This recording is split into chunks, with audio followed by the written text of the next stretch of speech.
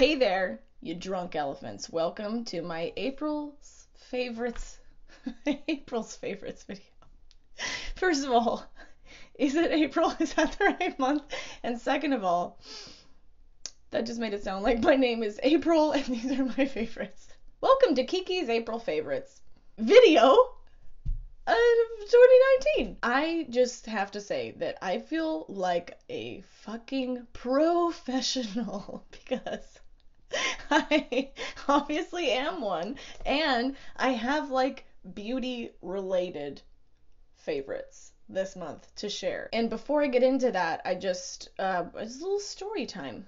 So I recently experimented with just making a host of sexual blunders and mistakes, if you will, and one of which was going on a certain type of birth control. I got the implant in the arm. Did not love it. 0 out of 5 stars. It was fine for a while. It took a few months for the consequences of my decision to really manifest. Not unlike other aspects of this journey that I went on. So I just got like a rude awakening in all sorts of ways. And one of them was that it made me break out really badly. And I talked to my doctor about it, and he was like, oh yeah, that can happen. And I was like, cool, great. I don't love it. Glad we talked about this. So anyway, he switched me to a different one, and it already has, like, it within a few days started to correct itself. And at this point, I'm really just kind of like trying to recover some of the damage, but the breakout has ceased. Thank the dear sweet baby Jesus. Anyway, I don't do skincare favorites very often. I don't talk about skincare products very often, and the reason for that is that my skin is really sensitive. It is really reactive, and when I find things that work, I tend to just stick with them for a really long time. And because everybody's skin is so different, and because I don't tend to get caught up, like I really don't get caught up in trends with skincare, just because it's like, I'm scared to ever fuck with stuff, because once my skin is good for a while, I'm like, don't breathe, don't change anything. But I actually have a few things that have entered the rotation because of the past few months that I wanted to share. So I actually talked to my friend Samantha Vandal and I was like, hey bitch, what do you recommend for just kind of like clearing out some congestion? Because I use chemical exfoliants religiously. It is my religion at this point. And so I have stuff in the rotation. I still really like the various BHAs and AHAs from Paula's Choice. They're just like no nonsense, nothing crazy happening. And I use those really regularly, but I was like, I feel like I need a little something extra to just kind of like pull this shit out and just like clean slate, right? All over the place. So anyway, I just asked her for recommendations for a new facial cleanser that's just super chill but good, just because my skin does get really dry and tight and irritated easily, and for a good exfoliant to kind of like really do some heavy lifting. And right away she sent 3 really fantastic recommendations. So the first one is the Fresh Soy Facial Cleanser, and I even bought the little one because I'm just like not convinced that things are going to work well for my skin, and especially cleansers that aren't like a cream cleanser can just be really stripping, and I don't understand how well this works. I also wanted to make a side note. These a couple of these recommendations are really new. I've only been using them in the past week. Normally I would wait longer, but my skin is really quick. At this point I know my skin really well, and it's usually very quick to let me know if it hates something. So I will update you guys if something changes drastically, but I feel like as a person who doesn't recommend things to you guys very often, I feel comfortable that these are things that are working for me. So anyway, I don't understand how well this works, in the sense that it's kind of like a gel feeling cleanser almost, and it feels like it has cleaned my face, but my skin doesn't feel tight afterwards. And I have literally never felt that sensation from a cleanser before, where I'm like, I feel like that just did something. I'm cleaner now, and yet it's not tight, but they didn't leave any residue. It's not like an oil cleanser or cream cleanser, which those are things that I like, but it gave like a sudsy wash it off thing, but it's not tight. But it is magic, and it also doesn't give me any like stinging anything.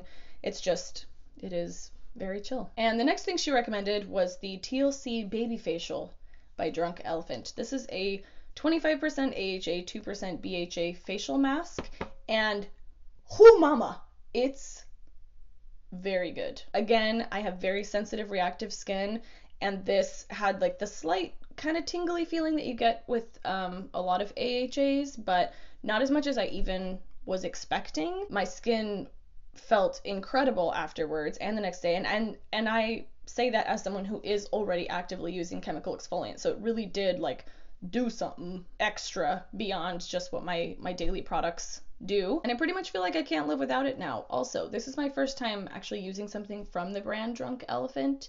I've heard of them, obviously, and I just wanted to say that animal rights are a big issue for me personally, and I also like to have the sense that I know where my makeup and my skincare is coming from. So I just think it's really cool that my skincare is actually made by elephants, and I like that they're drunk because it just tells me that like that's a very positive, kind of relaxed work environment. I feel like if animals are going to be working, like they should be able to have a good time. Like it's just that's very millennial to me. I like it. It's the kind of place I would want to work, and that's sort of the standard that I hold things to. I also feel like it just goes along well with the brand's whole image and all of their marketing. Like the packaging's really cute. It's pink. It gives me the sense that the elephants are there and they're drunk, but they're also like progressive, like body positive, sex positive, intersectional, feminist drunk elephants, and I just like that. It makes it that much easier to support the brand, especially because it is expensive, but I don't mind if something's expensive if it's also an opportunity to vote with my dollars. So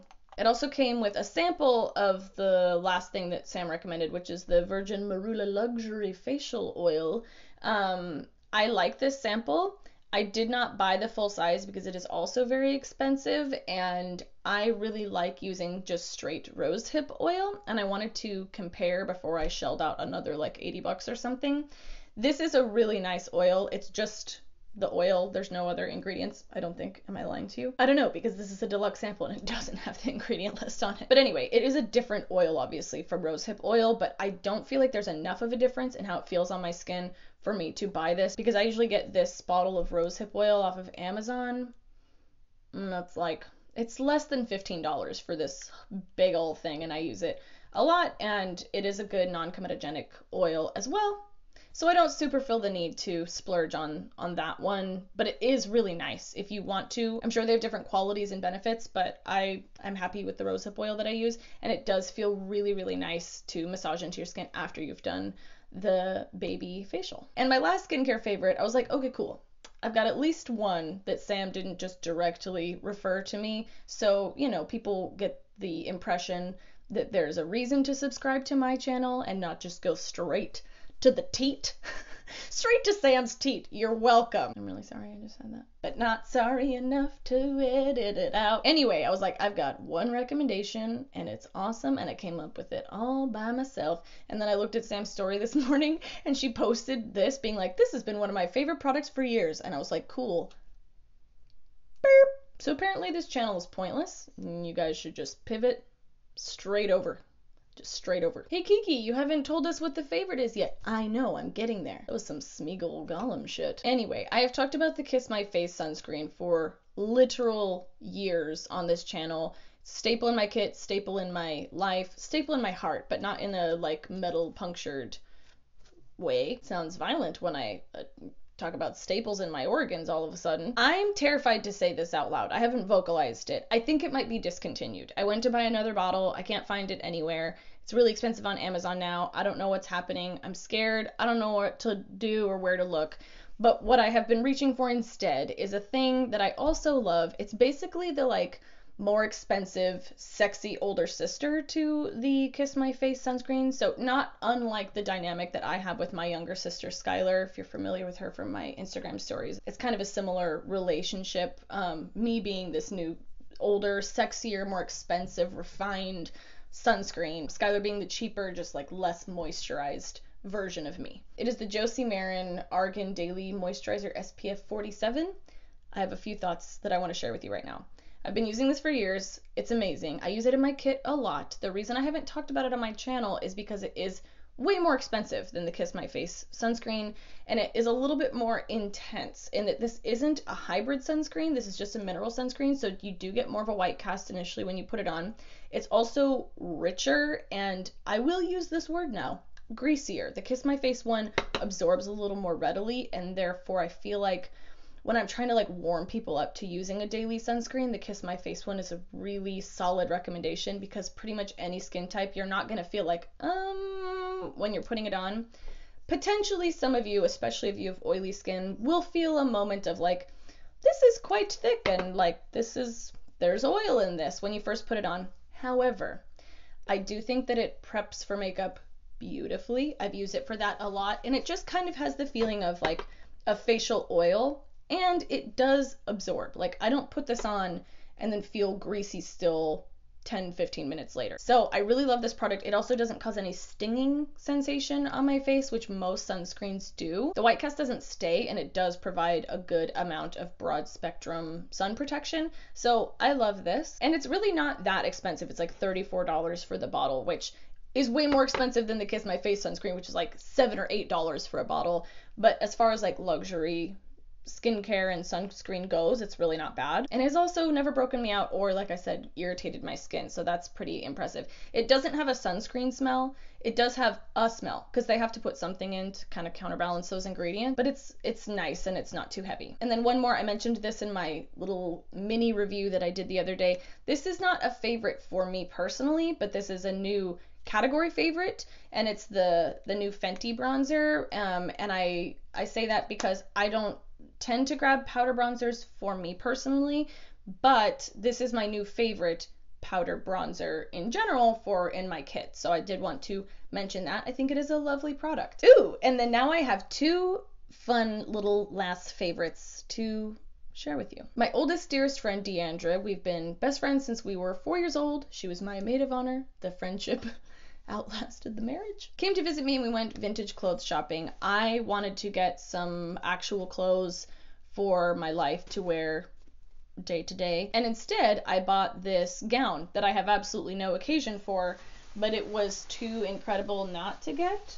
I'm gonna put pictures on the screen where you can really see it, because I'm not gonna like try to convey how amazing this is right now in this little window where you can see me, but it's amazing. The color's amazing. This is the original beading, and then there's this detail, like the skirt is just so cool, and it fits me perfectly, and it was on the clearance rack, so it was 50% off, and it was only like $40. And we FaceTimed my mom in the store because she knows a lot about vintage clothing, and she's a seamstress, and she was like, oh, okay, buy that yesterday or I'll fight you to the death. So had to pick that up, but it's so lovely. It makes me feel like a Disney princess. My mom said she thinks it's from the late 50s, early 60s, and the construction just feels amazing and flawless, and I have nowhere to wear it, but I will, where there's a will, there's a way. And last thing, I got to see one of my all-time favorite artists, Smino, in concert, which is pretty crazy because he was at Coachella this year. And Coachella is very close to my worst nightmare. And I was watching online while he was there, and I was like, this is almost giving me Coachella FOMO, and that's insane. Anyway, like a week after Coachella, I was making breakfast, making some just sweet oatmeal, and I was listening to Smino and thinking about how much I want to see him live, and then like truly thinking that, and then a few hours later I was on Instagram and I saw on his story that he was in Dallas, and I was like, what the fuck, is he touring in Texas right now? How do I not know this? And so I went on his website and it was like, Austin, Texas, tomorrow night. So I blacked out and I bought 2 tickets. I brought my fellow tuber and friend Kiki, and we went and saw him, and it was amazing. I got this shirt, this Smino Hoopty Tour shirt. It says 1-800 Grigio on the back, so that feels important to say. And it was an absolutely amazing show, and I just wanted to put that out there in case any of you are not listening to Smino, and recommend a few songs. I'll put those in the description box. All right, well, I have to go now, but this was fun, and I just wanted to say that I think you are attractive, cosmopolitan, enigmatic, and I'm glad you're here. And just let me know in the comments what your favorite things were, or what things you don't like about me. Thank you so much for watching. Don't forget to like this video, follow me on Snapchat, Instagram, and Twitter at Kiki Makeup, subscribe to this channel, or I will brand you with a hot prodding iron that says I didn't subscribe to Kiki's channel, or follow her on Snapchat, Instagram, and Twitter at Kiki Makeup, and I also did not give this video a thumbs up. And then it just runs out of space to say more than that. Alternative option, the prodding iron can just say live, laugh, love in papyrus. And I feel like that's just as bad. So to avoid these things, you know what you gotta do. All right, I will see you guys later. Goodbye. Oh, I almost forgot one of my favorites. Yesterday I was in Trader Joe's and the radio station there reminded me of the song Crush by Jennifer Page, which I have not thought about since it came out. It was stored away in a cabinet in my brain that I did not have access to until they just unlocked it with their sweet tunes, and I am forever grateful, even though it's been stuck in my head for the last 36 hours. It's just a little crush, not like I fade every time we touch. It's just some little thing, not like everything I do depends on you. Sha-la.